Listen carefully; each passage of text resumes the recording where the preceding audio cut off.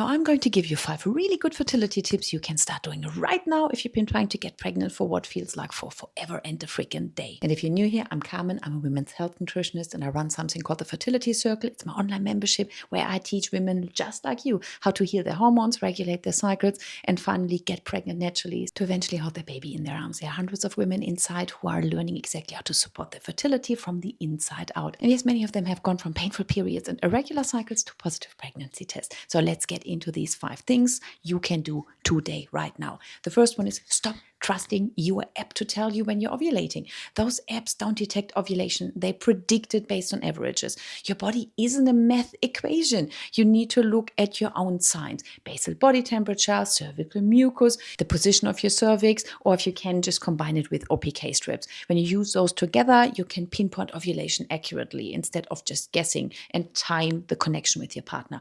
Second, I want you to eat so you're stabilizing your blood sugars. I don't mean diet food or calorie restriction. I mean real nutrient-dense meals with heaps of protein and fiber at every single meal. Throw your cereal in the freaking bin. That's a blood sugar nightmare. Have eggs, avocado, or a protein smoothie instead. Third, check your temperature patterns. If your BBT is constantly below 36.1 degrees Celsius before ovulation, or your luteal phase temps never rise above 36.4, you might not be ovulating at all. Or your thyroid has issues, or your iron is low, and that's something we can fix through nourishment and not panic. Number 4, swap out the stress workouts. In the second half of your cycle, especially the week before your period, ditch the HIIT workouts and go for yoga, Pilates, or gentle movement. Calm down. Your body really doesn't need punishment to be fertile. It needs to feel safe. The 5th one is don't overload on random supplements. Start with a foundation, maybe magnesium. That's an important one.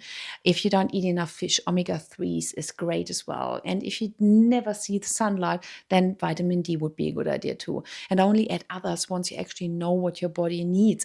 If you are not iron deficient, for example, you don't need an iron supplement.